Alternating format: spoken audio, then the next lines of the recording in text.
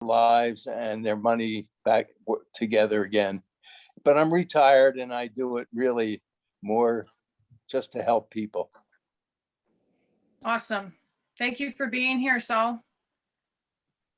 I'm Pleasure. just looking to see who else is on the call. And I see Miss Natalia is the host now. Why don't we move to Natalia? Shoot. Hi, I'm Natalia Norton, social media influencer and creative producer. And host today. And you're going to be, can you record? And you are recording. Beautiful. I am recording already. Multi-talented. Look at that girl go. Wow. Dwayne Richards. Let's move to Dwayne. Good afternoon, Dwayne Richards, CPA, the tax guy. The tax guy. Cool. All right. And we're going to go to Marie Payne. Marie Payne, Arts on the Credit president. All right. And put your hand up, please, and help me out if I've missed you. Please excuse me if I've missed you. While I'm looking for hands, I'm just going to say I'm Tracy, and I am one of the co-founders of Entrepreneurs of Poor Credit. That's my job today, and I'm your host and timer. So I'm going to keep you on time, and I will put that up, which is just a red sign if you start to encroach in your allotted time, which just means wrap it up. And thank you for your contributions. So let's end with, I don't see any other hands other than we saved the best for last, Mr. Paul Van Wart. Can you hear me? Yep. We can. Oh, good. Okay. Well, I'm having to use my phone. And before I left the TV or the computer, I was able to make Natalia the host of the meeting so that she now has all controls. Awesome. Anyways, Thank I'm you. Paul Van Wart, and I'm the account holder to this lovely app, which isn't working today for some strange reason. Anyways, that's it. Great. Thank you, Paul. And you know, that exercise, it's like we almost did that. We did it by accident, but it almost could be done on purpose because we are resilient as entrepreneurs. Look what happened. We couldn't do it.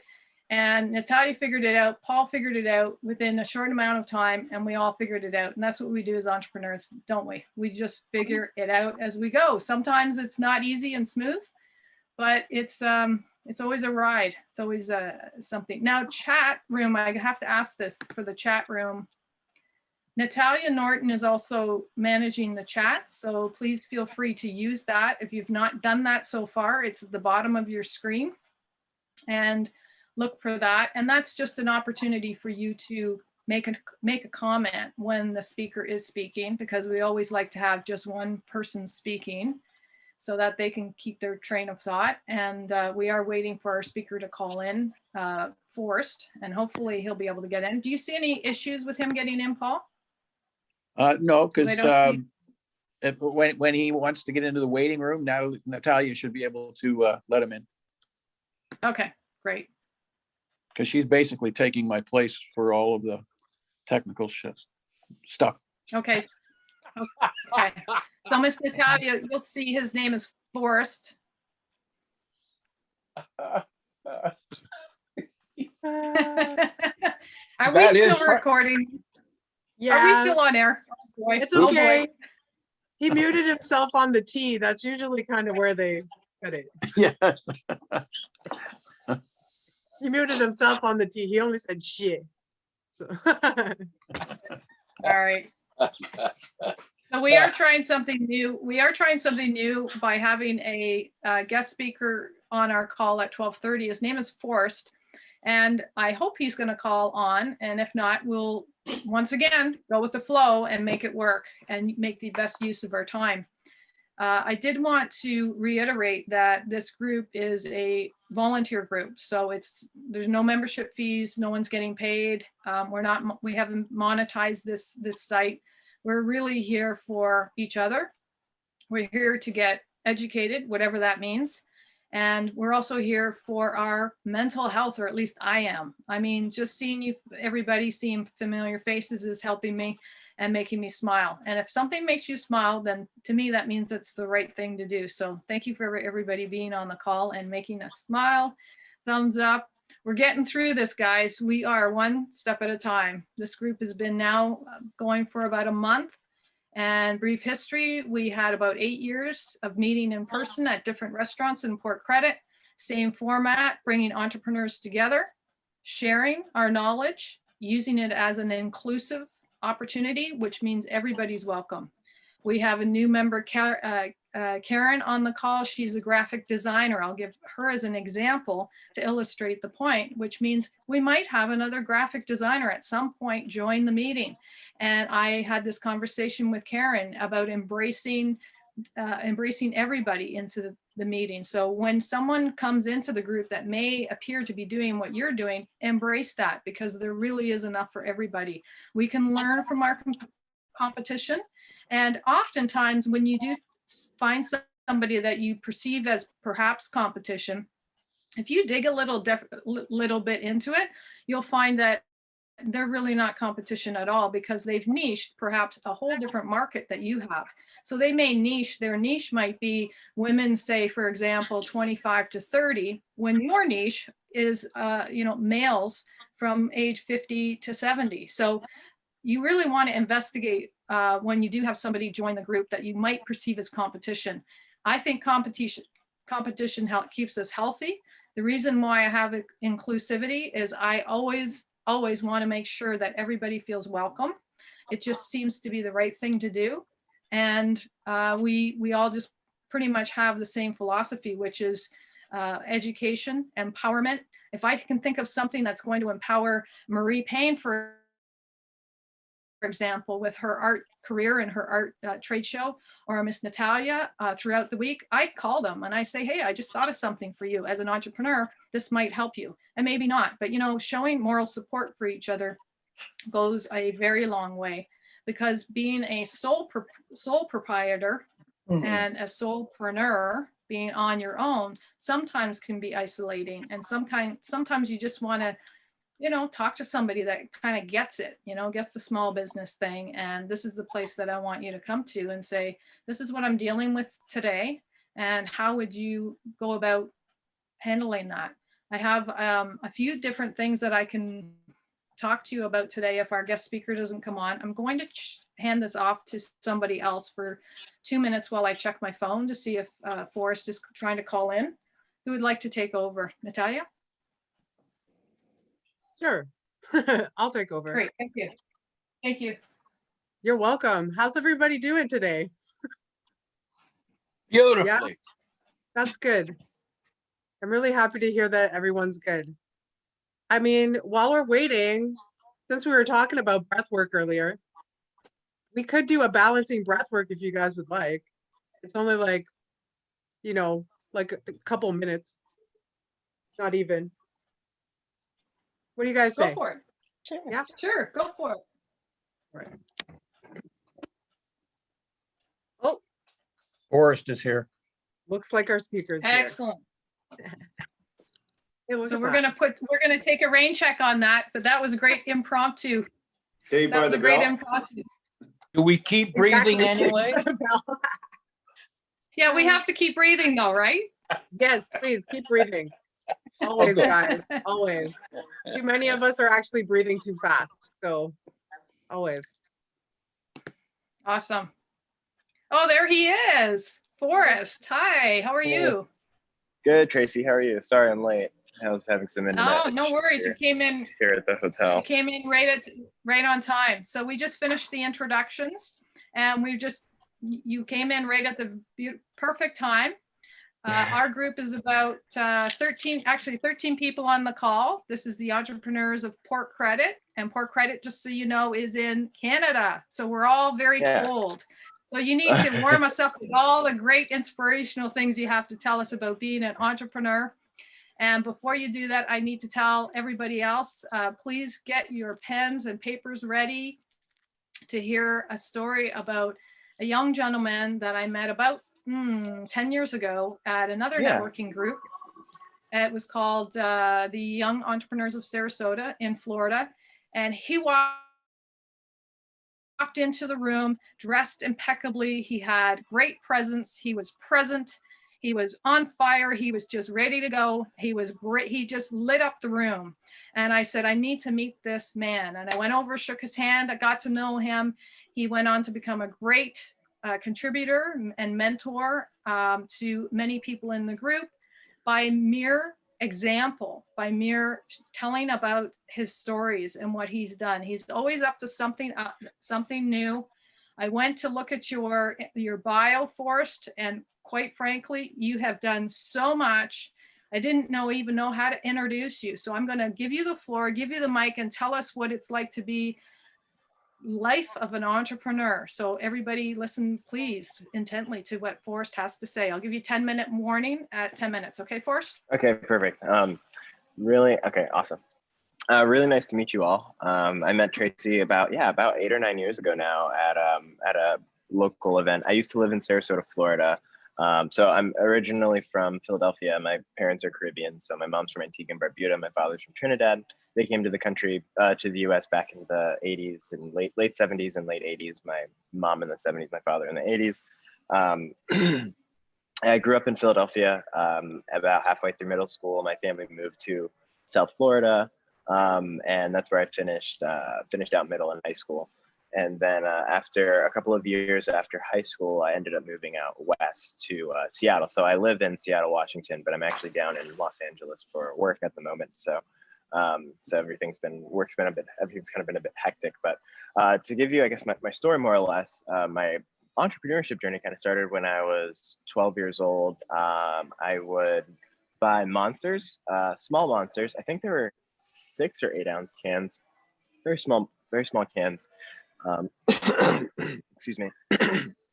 And I would take them to school. I'd take them to middle school at the time. I was in 8th grade, and I would sell them at school.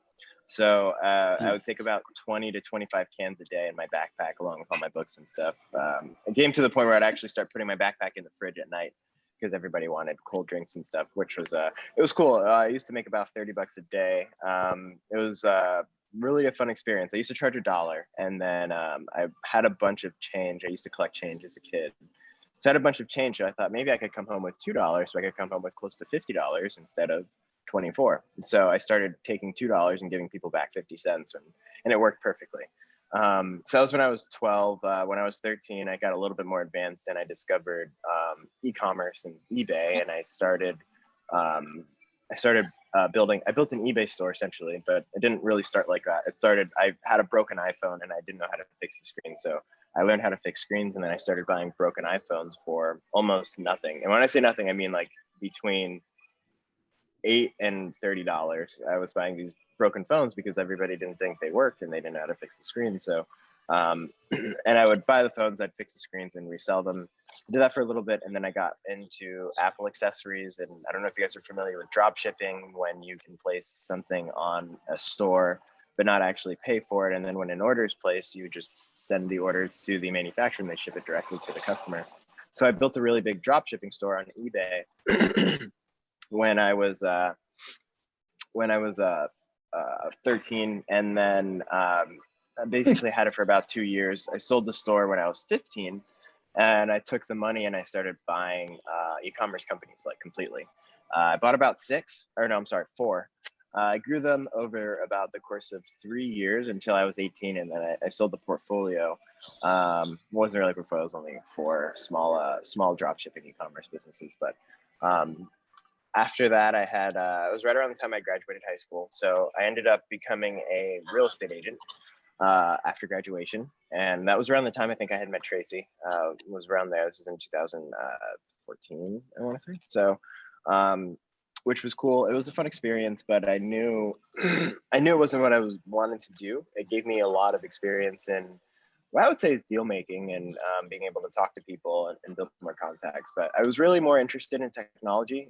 So I started with I wanted to build more of a presence for myself. So I built a website to do marketing and stuff like that. which didn't really work out. But the part that did work out was there was a lot of real estate agents in my office, and they really liked my website, and they wanted me to build one for them. So that kind of ended up turning into probably something you guys see everywhere these days, which is a digital marketing agency. It didn't start that way. So I started doing web development on a smaller scale, and then the web development grew as the projects grew.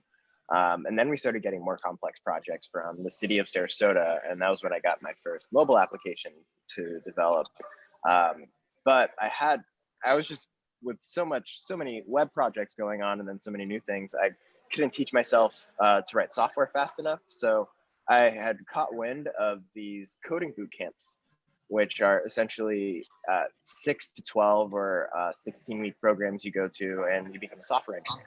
So I applied to, this is actually a cool story. So I applied to one in St. Petersburg, Florida, called the Iron Yard. And this is in, I want to say, May of 2017. But to make a long story short, I got a scholarship. It started in August of 2017. And in late July, I got an email that the board of directors had made the difficult decision to, and that's funny because that's exactly what the email said, to cease operations at all locations throughout the United States. At the time, the Iron Yard was the largest intensive coding boot camp in the country. They had about 75 locations.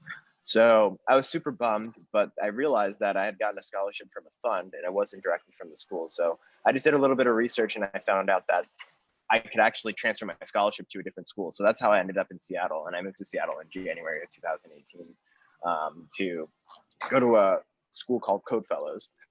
After I finished my classes there, we started getting more and more complex projects. We segmented out of real estate, which was cool. Real estate was fun because we started really local with small agents, and we started working with some bigger agents, and then some really well-known agents nationally, which was awesome. But then we moved into e-commerce, and we started doing e-commerce web development for larger companies. And the cool thing is, these weren't just websites; these were more intensive web applications that were, hosted in the cloud and stuff like that. Just not to get into too deep technical terminology.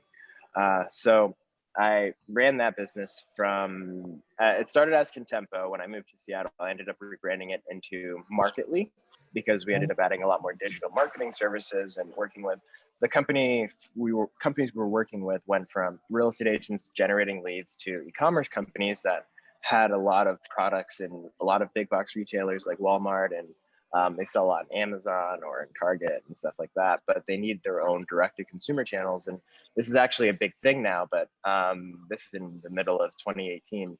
But direct-to-consumer is actually one of the biggest pushes now in retail. It's funny, I didn't really look at it that way back then, but that's exactly what we were doing. We were helping a lot of those companies build a stronger direct-to-consumer presence so they could actually have more direct relationship, and kind of rechange the DNA of how retail sales are done. And it's fascinating to see kind of where that's gone in the last year and a half or so.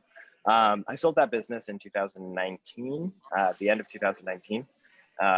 We had a strong recurring revenue business, so I just stopped taking on projects and sold the recurring revenue. I was kind of tired of it. I wanted to do something else. So I kind of took a little bit of a break, and I was working on setting up a private equity firm, again, a small one, to do exactly what I was telling you guys about I did when I was like 15, buying e-commerce companies and growing them as assets and stuff like that. So that's kind of where I'm at now. I just set up an advisory firm that will be doing a lot of buy-side merger and acquisitions for a lot of family offices. So our model works where we essentially are on retainer from different family offices, and we help them procure deal flow. Send them 3 to 4 different deals that they can execute on each month. So that's really from about the last 10 years or so up to present day. And things have just been, it's been interesting. I've got into this kind of PPE thing, which brought me down to LA, which has been interesting from the perspective of facilitating a lot of PPE transactions to help hospitals and governments get a lot of the personal protective equipment they need because of the pandemic. So yeah, but that's really about it. I think I hit about every angle there. So That's awesome. Wow. And you finished right on time. So you are a trained Toastmaster public speaker. I can see because I didn't have to bring up the sign. I didn't have to bring the sign up. Right on time. And I'm exhausted but exhilarated listening to all the things that you've done. And there were a few buzzwords in there I didn't know, but you're a high tech guy. That's okay. I get what you're saying for the most part. When you said I was just became a realtor, makes me laugh because that's only how long did the real estate license take? 6 It months. took, no, it took me about 3 weeks, I think. I can actually tell you the dates. I think I started my real estate class August 25th of 2014, and I was licensed by September 10th. It would have been sooner if I could have gotten my test date moved up a week. So it really could have been like the first couple of days in September, but I just couldn't get a time for my test. So, but very fast, Well, very, very fast. Yeah, I can see you're a real slow student. Yeah, right. It wasn't my We fault. just- That was just the format of the class. You just do everything so efficiently and so quickly. And I knew when I met you 10 years ago, and thanks for saying 8 or 9, whatever it was, I knew you were going to be a very successful entrepreneur. Thank you for sharing those great stories. We have questions for you if you have a few Yeah, minutes to ask take a few away. questions. I got plenty of time. Just go ahead, ask away. Okay, awesome. I'm happy I could join, Okay, by the so way. let's- Thanks for having me. Oh yes, we're thrilled. I've been pumped ever since you told me you were coming, so we're really thrilled. But you do have to excuse my little, I'm not that tech savvy, so I just have to see which No, no worries. microphone is off right now. So we'll just take our time. Let me just see hands here. If you can just put your hand up if you have a question. Let's see, Michael in the corner. I'm going to start and just go in order here. Michael Pearl. Yeah, Michael. Hey, how you doing? Thanks for coming. Enjoyable listening to your story. As an Thanks, man. entrepreneur, and when you're just starting something out or you're looking for your next project, with so many ideas coming and going, how do you differentiate between ones that you should put your time towards and ones that you should let go? Because sometimes you have an idea and you're so passionate about it, and you put so much time and effort into it, but it's just not a viable option. And there's something else that's more viable that you just don't see because you're spending too much time on that. So how do you differentiate between a good idea and a bad idea, or when it comes to That's a great question, and I think it's a question a lot of people don't ask enough, because it's very easy, and I find myself in the same predicament all the time, getting bogged down. That's actually why I'm starting a private equity firm, so I can take advantage of a lot of the things I enjoy, from whether it be real estate or doing business deals or whatever the opportunity might be. It's a pretty decent catch-all, because I'm that's a big problem for myself, mainly. So, but I would really say, start with the end in mind. So understand what it is you exactly want to accomplish, and then see what vehicle can actually help you accomplish that. So like, I know what I want to accomplish in the next 15, 20 years. And I shouldn't say I know, I vaguely have an idea. But I understand what vehicles will get me there and what vehicles definitely won't get me there. So, if you understand what your long-term goals are, and they don't have to be crazy long-term, maybe 5 years, 3 to 5 years. And honest to God, guys, I have the hardest time. I say that, but I have the hardest time writing down my own long-term goals. I can't really see past 6 months. So, but when things can kind of fall into place is when you can kind of see, oh, okay, yeah, that's going to take 2, 3, 4, 5 years. So, but I would say start with the end in mind and understand what it is what's your overarching goal, and then how is this thing a vehicle, or how is it some mode of a transportation method that's going to help get you closer to whatever that goal might be. I'd say that's where it starts. And then kind of where you can get caught in the weeds is, depending on if you need money to survive, or if you need, if you need resources, it depends. So, but if you can basically maintain a base while continuing to grow, whatever that might be, and even if that base is your business, that that is that vehicle that's getting you to your goals, but if you can just get that to that critical point where it's sustaining itself, and then you can continue to add more levels and tranches upon that to keep getting there.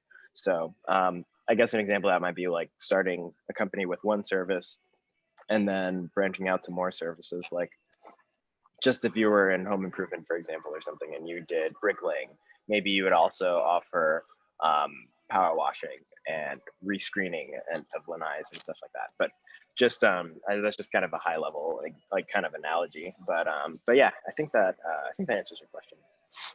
Yeah, thank you. Great. Thanks for the question and the answer. We have time for another question. If you can just put your hand up so I can see. Saul? Okay, we have a question from the United States. So Copeland, Saul, go how have ahead. you been? I haven't seen you in a long time. Forrest, I'm also from Philadelphia. I know, So, Saul. and We used to Sarasota. hang out at Y.E.S all the time. I know, we used to hang out at Y.E.S all the time, if you remember me. I remember, I most certainly remember Yes, you. exactly. And in any case, I have a couple of questions for you. Yes, sir. Was networking important to you? Number one. So I wouldn't say networking was important to me. I would say it was the most important thing, by a very large margin, more than anything else I've ever done in my life. And I still network now using every means of tools of communication that I can, whether it's LinkedIn or Shaper. But meeting people has been the two things that have had the biggest impact on my life are meeting people and reading books. Those are the two biggest things that have fundamentally changed everything in my life in a large way. But I would say networking is the most important thing. I actually made more networking goals to meet at least 15 to 20 people a month for 2021. So it's very, very, very important. So yes. I And almost can't the emphasize second it enough. question is, What was that the for? second question is, you have ahead, a Saul. 20-year goal. Is it a financial goal or something other than just financial? So it's so I view business as a sport, and I view finances as the scoreboard. You know, if you're doing well, then you should have a lot of money. In this case, for what I'm working on, it would be money under management. So I have goals of things like running a real estate fund that owns 4,000 apartments or 5,000 apartments, excuse me. Running a multifaceted private equity business that is able to deploy funds from a lending perspective, as well as a venture capital perspective with a very specific thesis, as well as acquiring businesses outright as well. So I have sporting goals, I guess you can say, or maybe stats that I'd like to achieve. And through achieving those stats, I would hit those financial goals as well. Thank you very Awesome. much. Thank Terrific you. guy. Nice Terrific. to see you guys reconnect. That's great. Yeah. We have time for one more question. Does anybody have one more question? Really? Not one more question? Yeah, I'll shoot one more Okay, if you want. one more question. Sure, please.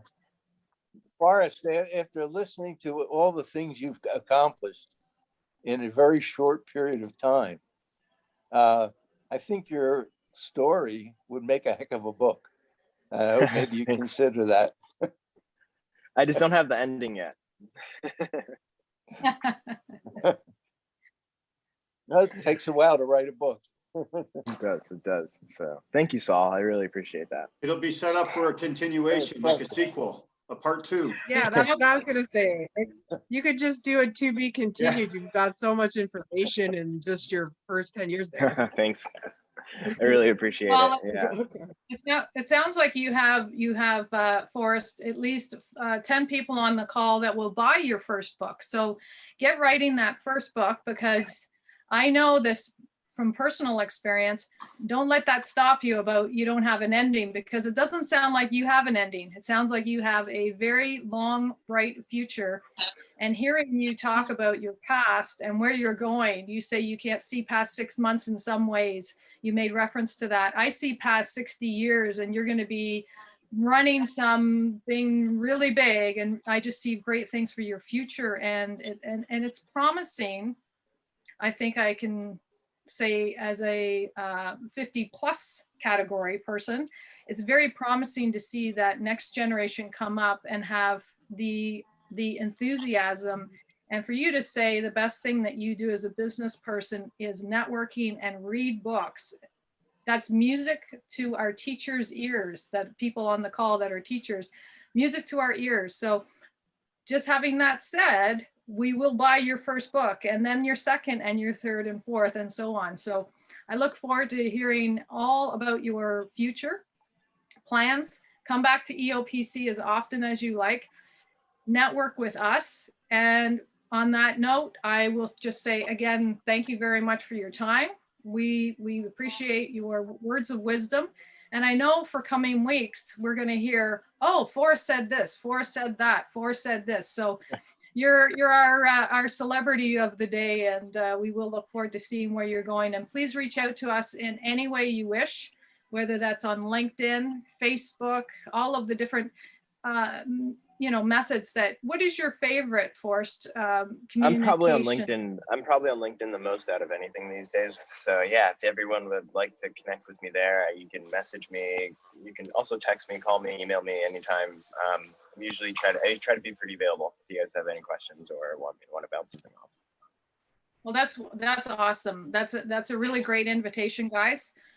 For him to say that is amazing, because this is a connection that you want to make, which is, I heard you speak, loved your talk, and just make that connection, because this is something that you want in your world.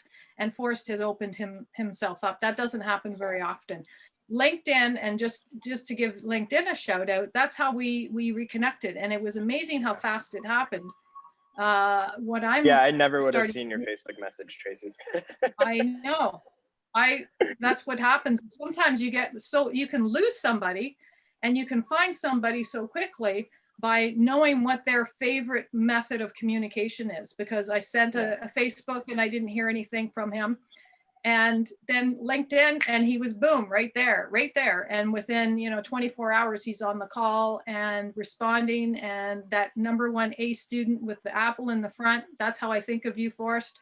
You're like right there on, ready to go. And what a sport, what a champ. So again, thank you, my friend, very much. We all say thank you. Yeah, anytime. I've always looked up to Tracy. She's always had this a lot of leadership qualities that I've always tried to leadership energy and qualities I've always tried to take away. So it's always a pleasure to get to talk and chat with you, Tracy. Thank you very much, Forrest. Thank you. Thank you guys for having me. And right. Please reach out if I can ever be of assistance. I'm around. Okay. Very Super. inspiring. Thank you. Beautiful. Yeah, thanks for having me, guys. Have a great day, everyone. You You as well. too. Okay. Bye. All right. Bye-bye. Bye for now. So we Wow. have 5 minutes left on the call. What do you think, guys? Wow. Ditto. I'm Awesome, so blown away with him. I really feel like he said a lot, and I'm gonna have to rewatch this to intake it again, to kind of intake everything that he said, and then look it all up to see what it is that he actually does. Because I don't even know the terminology. Amazing story. So he started off so young. It seems so driven at such a young age, and it's amazing that to have that kind of drive so young. Doesn't it happen grows. very often. That's true. Go Not ahead, very Karen. often. Oh, I Thank just you, thought I Michael. was just adding to Michael's that, that doesn't happen very often, that someone that young would have so much drive. And I think when you start would- like I would that, call- it just keeps, it kind of snowballs, right? Yeah. Right. Interesting. We had a I very would- interesting talk about, sorry, Saul, go ahead. I would call him a business farmer. He grows businesses. Doesn't matter if he hears about something, he grows it and then sells Yeah. it and moves on to the next. Right. Yeah, he's remarkable to see where he's going to go in life and where he's come Wow. from. And when he said, well, I just became a realtor, and I'm like, that's something that takes years and years and years. And he says, oh, I just became a realtor in 3 weeks. Like, it doesn't surprise me. that it's coming from truth. So I'm not saying I believe what he's saying, but I am shocked when I hear him talk. And really, if you take the time to go back and listen to the things that he came up, because he was coming up with a lot of information, but he has run, led, created, and sold many businesses. One of them, Michael, is a food delivery company before it was even, before it was on the radar. He was doing that in conjunction with Uber. And when you go into his LinkedIn profile, and it's really quite easy. So take down his name, and the correct spelling is Forrest with 2 R's. Look him up on LinkedIn, because that gives a resume. And if you just scroll down that, I notice his portfolio is very eclectic, but very entrepreneurial, very professional, very interesting. And there's like, it's a book that I would describe as something for everybody. So if there's something in there, I know, Michael, you would probably really love to read about his food delivery company, because you run a similar service, and learn from that. But there's also real estate, and there's also mentorship that Saul, you would be interested to learn about. So it's wonderful to go into somebody's resume and read and pick out something that you can benefit from, and take that and say, how can I apply that to my business? What is it that I want to do to make myself go forward and sound like, I tell you, when I think about this next generation coming up, and Forrest is a great, amazing example. Boy, doesn't that lift your spirits, everyone? Yeah. Right. Yeah. Awesome. Well, I'm so glad that it worked What's out. his We last worked so his last name is H as in Harold, O-S-T-E-N. Hosten. H-O-S-S. S-T-S. S like Sam. T. H-O-S is in Sam. Yeah. And then T T is in like Tom. Tam. Yep. And then E is an elephant. And N is in Nancy. Hosten or Hosten. I'm not sure Hosten. how to pronounce it. Yeah. But you'll be able to find him very Okay, easily got on LinkedIn. So glad that he was able, Yeah, he that's what recognized I your do. that, Saul, from the Y.E.S group. Isn't that wonderful? And that shows you how networking works, which is momentum. Keep doing the right things. And you just never know who you're going to be sitting across the table from. So that was exciting. I was so thrilled that worked out. It's 1 o'clock at the end of our official meeting. So if you have to run, please do so. If you want to stay and continue the conversation, stay on the line. But it is the official end of our Entrepreneurs of Port Credit meeting, Wednesday, March the 17th, St. Patrick's Day, with our wonderful guest speaker, Forrest, and calling in from sunny California. So thank you, everybody, for being on the call. Stay, or if you have to go, go. But thank you for